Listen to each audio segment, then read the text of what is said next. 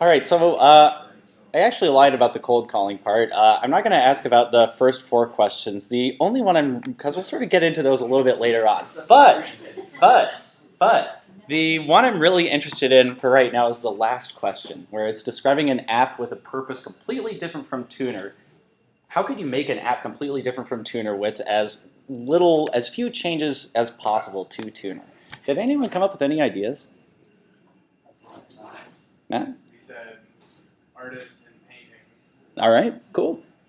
Off to a good start. Anything else? Don't make me start cold calling. Classes and students. Classes and students? Okay, yeah, what else? Doctors and patients. Doctors and patients. Cool. Lee, how about you? You're smiling. Me? Yeah. I wanted to think about something with animals, but I'm not there yet. Oh, cool. Yeah, I was thinking like you could do like animals and mating calls or something. I don't know why I thought mating calls, but you could.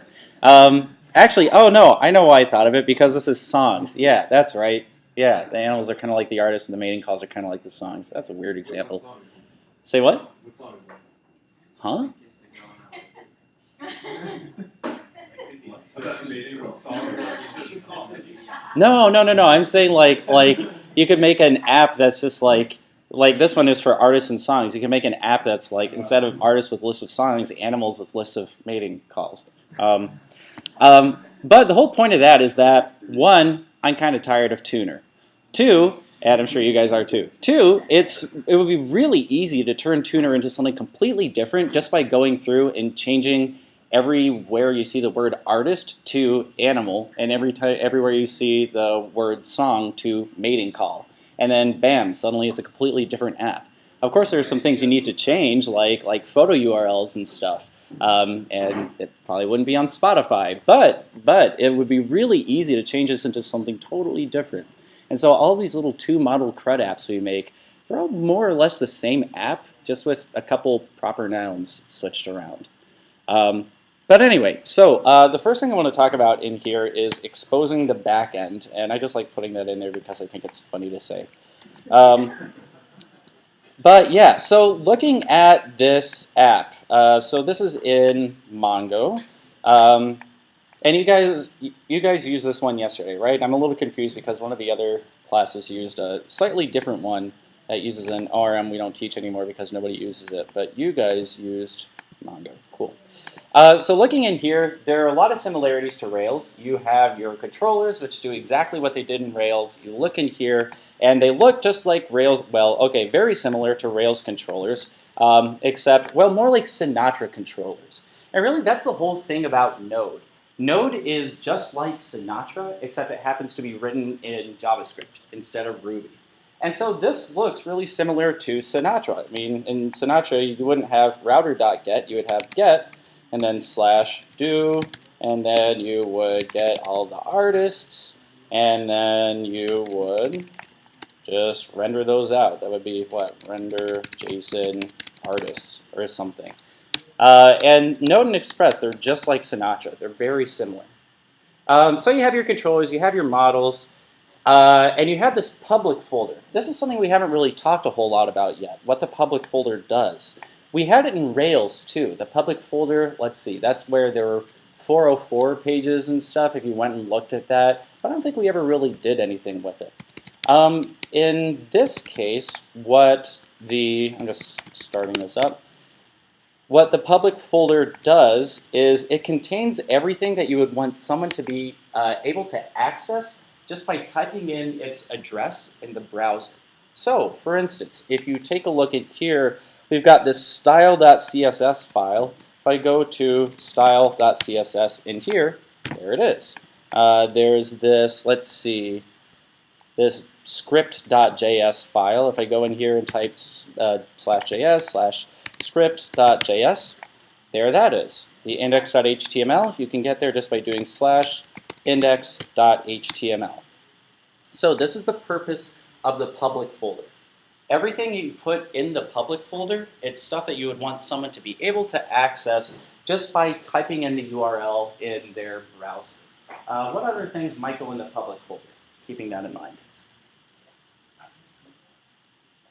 I'll give you a hint. The public folder in Express is sort of like the public and assets folder in Rails combined. Chris? Images. Mm-hmm. Images? Yeah, what else? The only other thing I can really think of is like fonts, maybe. But images, you have to be able to type in the images URL in the browser in order to access it. And so in this case, you would want to put all of your images inside this public folder. Everything in the public folder can be accessed just by typing in its URL in the address bar.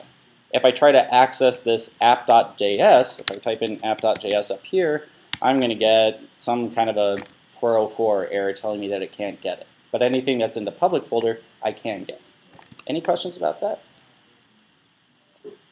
All right, so this app, in Rails, we would have a views folder. This one doesn't have a views folder. Or rather, it does, but it's inside this public folder. There's no views folder just hanging out down here.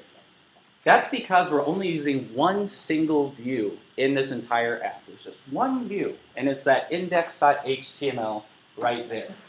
And so this app, though, like we're still using it to show different artists and like update artists and everything.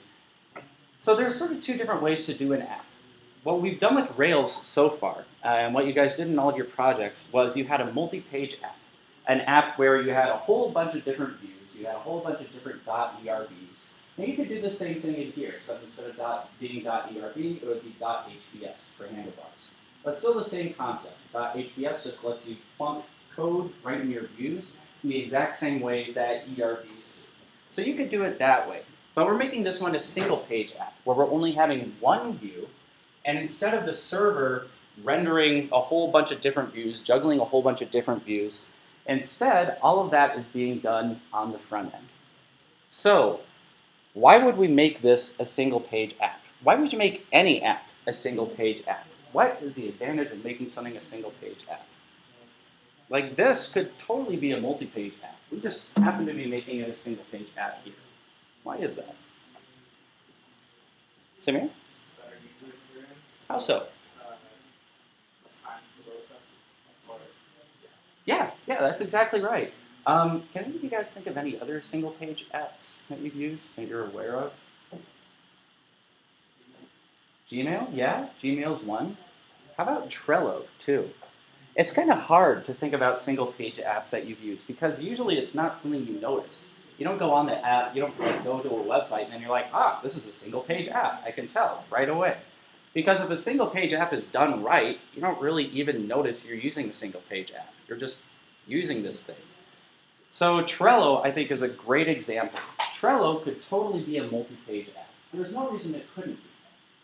But imagine all the interactions that go on with Trello. There are a whole bunch of different things happening with the database. Anytime you create a new card, anytime you edit a card, anytime you delete a card, that's a whole new interaction with the database.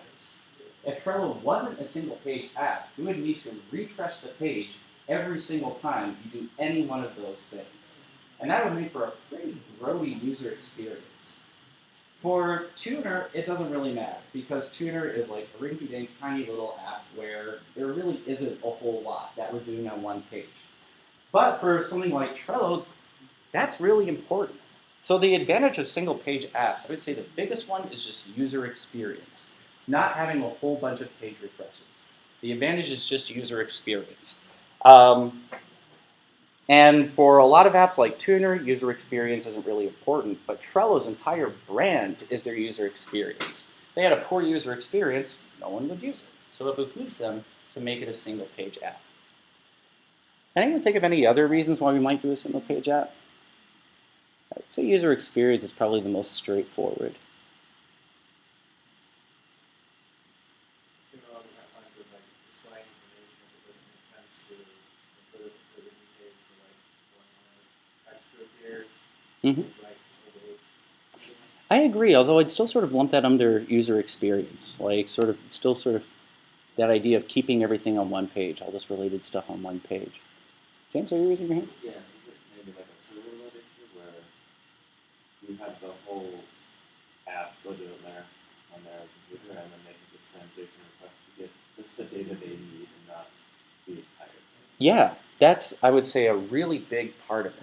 So if you look at this app here, this app renders one view. Everything else that it does is spitting out JSON. So if I go to /artists, I get this big, long JSON file. I don't know if you guys all have this extension. The only reason, oh, Juan is the yes. I've been playing with this a lot, and so I kept on changing the name of yes. The reason my JSON looks all pretty on here is just because I have a Chrome extension that does it. But spitting out stuff like this, that's the whole purpose of this server, is just to print out things like this. Is just to print out JSON. It's not doing really anything else. The advantage of that is that it puts a lot less pressure on your server. Instead, it shifts that burden over to the user's computer. So the thing that's going to be doing all of the actually rendering views and putting stuff together, that's going to be the user's browser. My server doesn't need to worry about that anymore. I'm just sending them the data, sending them instructions on how to put together the data, and then they're putting it together themselves. That's not something my server needs to worry about anymore. Whereas if you're using ERBs with all sorts of embedded code inside them and everything, that's putting much more stress on your server. But now you're sort of shifting all that responsibility to them. Anything else? Oh, hey there. Yeah, Becky.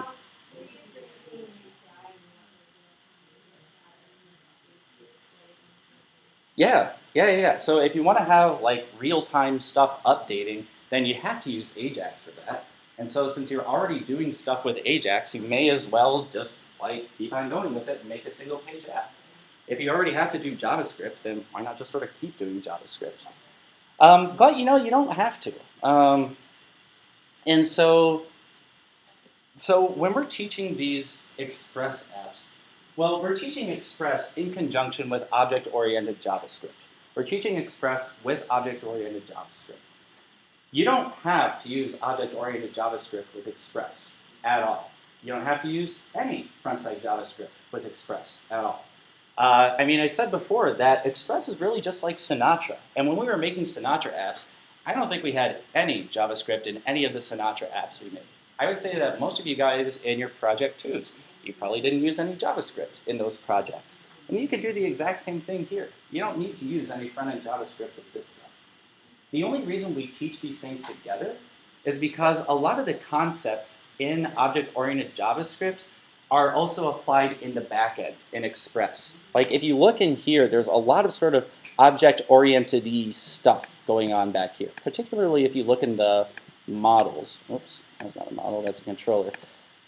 Oh, that's not what I wanted either. Here we go. Particularly if you look in here, this artist schema thing, that's its own object. So Express is just very object-oriented, and since we're teaching sort of similar concepts, that's why we teach them together.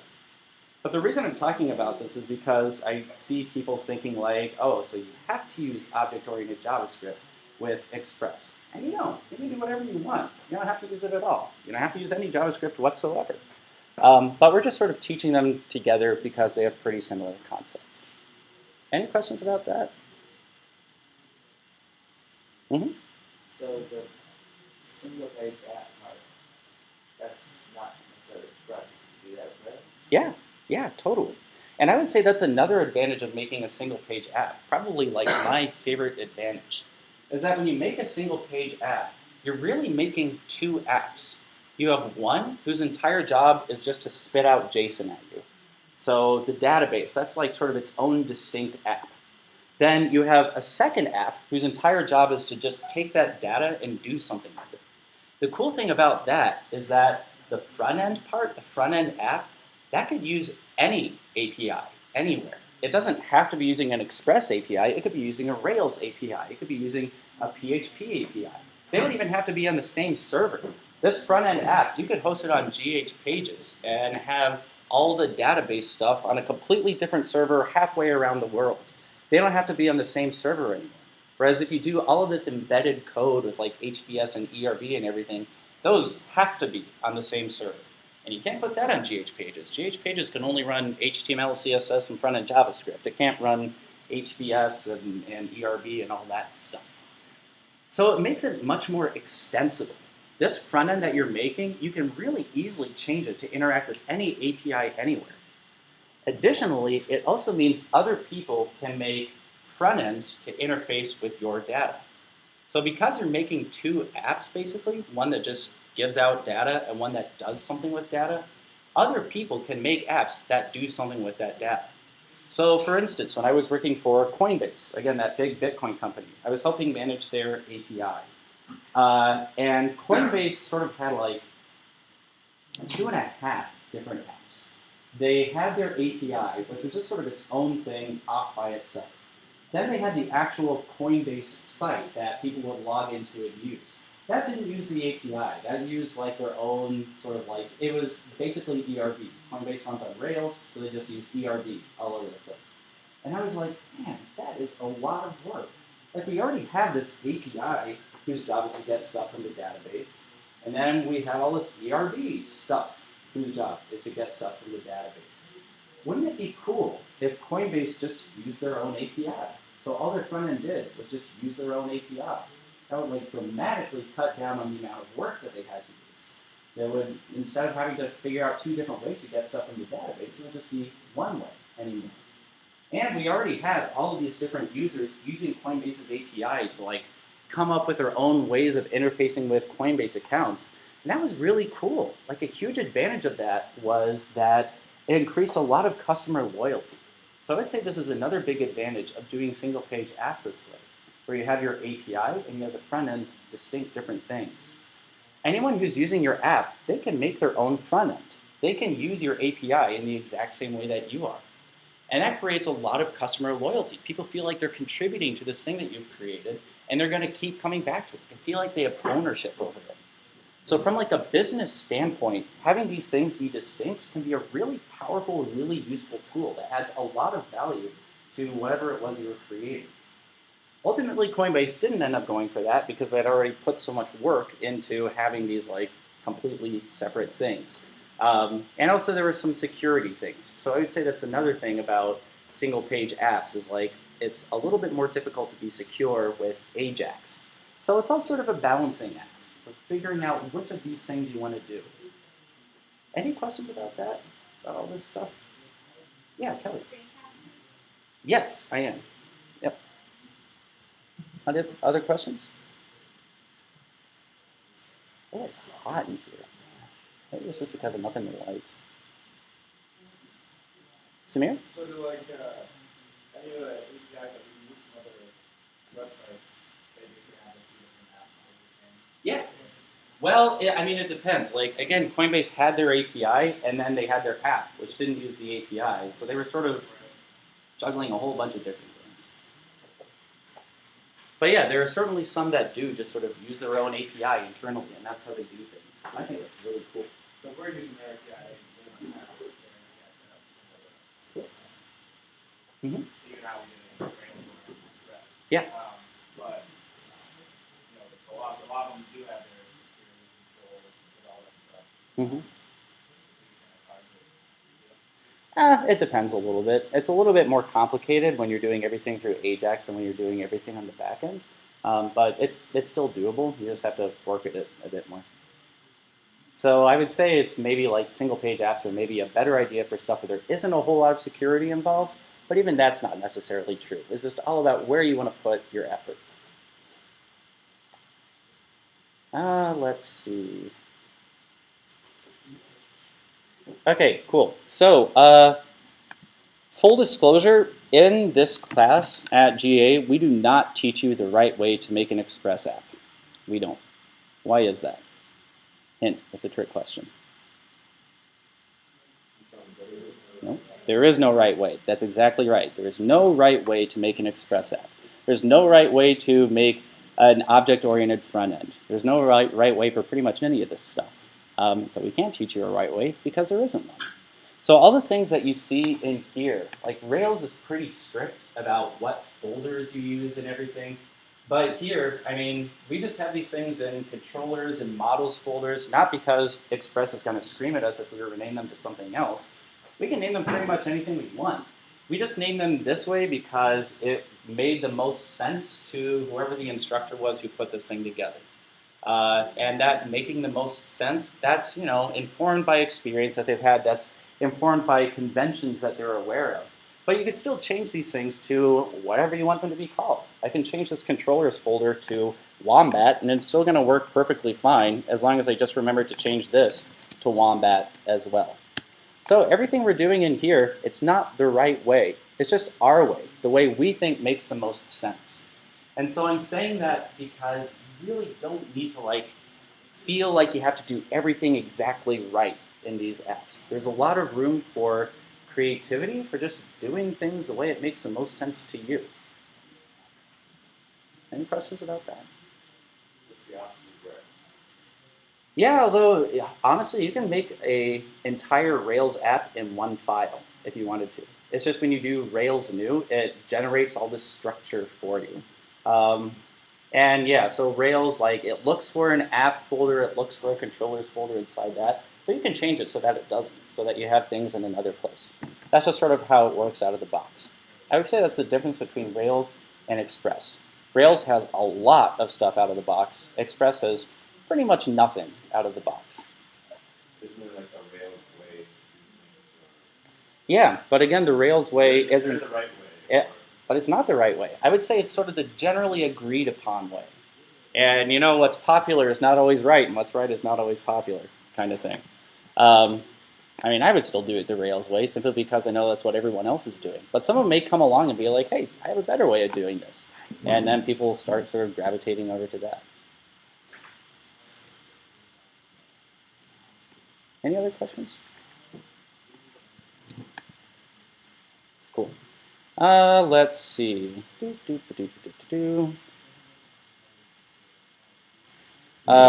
Yeah, so as I mentioned, you don't have to use an object-oriented front end with this stuff. You could just have one big long page that's just a whole bunch of jQuery mungled together, and it would work just fine. Actually, at the end of this lesson, I have a link to some JavaScript that I wrote back in 2012 when I was managing that noteboard thing. And here it is. You can see, even just scrolling through it, there's a butt ton of stuff that just repeats. This code is not dry at all. And also, I just have a whole bunch of global functions. I don't think there's a single object anywhere in here. And it still worked. So the purpose of this code was just to interact with a PayPal button. It would change the price of a noteboard depending on how many you were ordering. It would change the shipping cost depending on where you were shipping it to. And it did something with fading out these sort of header images I had. And it's pretty terrible code. It works, but it's pretty terrible code. It's not object-oriented, but I mean, it still works. So I mean, I understood it, or at least I thought I did. I probably didn't realize how much time I spent scrolling through 392 lines of code. But yeah, so you don't have to do object-oriented stuff. Believe it or not, it's just there to make things a little bit more convenient for you. In my defense, this is very well indented, so I still consider it to be good code. But no, when would you want to do something object-oriented? I would say a disadvantage of this class is that we're using little things like tuner as examples. And we're making tuner object-oriented, but it's so simple, I would say there's not really a whole lot of advantage to making tuner object-oriented. We're just sort of using it as sort of a simple way of teaching it. But if I were out in the wild, I probably wouldn't make tuner object-oriented, or I would probably have my artist view and my artist model just lumped in together because there's so little code. But that's not necessarily the right way to do it. Again, there isn't really a right way. I would say a good indication that you might want to think about making stuff object-oriented is, well, in these 5 bullet points here. So if you have something that's more than 100 lines long, it might be a good idea to refactor it, make it a little bit more object-oriented, just because you lose a lot of time scrolling around, even if you don't realize it. If you spend more than 5 seconds looking for a piece of code, I mean, at least refactor your code. Maybe object-orient your code. And if you have 3 or more function names that share a word, so looking back at this stuff, You can see that I have like set images, fade images right there. Up here, I have ship, ship, ship, ship, ship. All of these functions have ship in their name. And so that would probably work really well inside some kind of a ship object where I wouldn't have to repeat myself so much. So if you find yourself repeating any word a whole bunch of times, it might not be a bad idea to try object orienting it a little bit. And also, like, I think you guys have seen this all the time, where you have one variable that you use once, and you use it for maybe like 3 lines, and then you never use it again. So global variables, we don't really worry about it too much because our apps are pretty lightweight. But if you have a whole bunch of global variables, then it can really slow down your app. I saw this thing about like how it was like the, not to freak anyone out, but the computer inside a Toyota had like 10,000 global variables or something. And it was this article like slamming the fact that this thing had 10,000 global variables because that's a pretty good indicator that the people writing it don't really know how to optimize their software and don't really know what they're doing that well. I wouldn't say worry about your Toyotas if you have one because I'm sure it's perfectly fine. But, I mean, it still works, but it's just not really good. So if you have variables, like global variables all over the place, or a variable that you use once and then throw it away, that's also a good indicator that maybe that should go inside its own little function so it stops cluttering things up everywhere. And then the last one on here is perfectly true if you want to procrastinate and like sort of you're tired of like continuing on working forward on whatever it is you're doing, and you just want to look like you have your shit together and you know what you're doing, that making stuff more object-oriented is a great thing to do. When I'm tired of writing more code, I go back and I refactor it and make it more object-oriented. I've gotten to a point where it's sort of like playing with CSS for me, like figuring out how like efficient and tight and neat looking I can make my code. So I have this site called ineedaprompt.com that just generates a random writing prompt every time you like refresh the page. And right now the code that runs this is like a 500 line long single PHP function. It is terrible, terrible code. And it works, but it's not very good code. It's impossible to read. And so as a result, I haven't touched that code in like 1.5 years because I'm just like, man, I have no idea what I'm doing in there anymore. So actually what I've been doing for the past week is turning that into a Express app that does have object-oriented code. And now it's like a lot easier to maintain, and I don't feel as bad about sharing it on GitHub with people. But yeah, no right answer, just things that you may want to consider when you're doing this stuff. Any thoughts?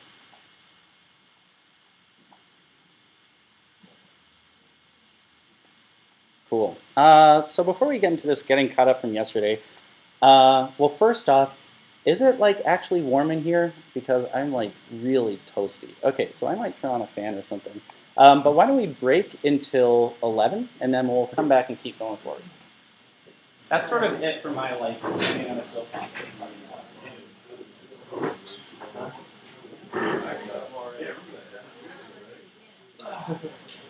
You guys.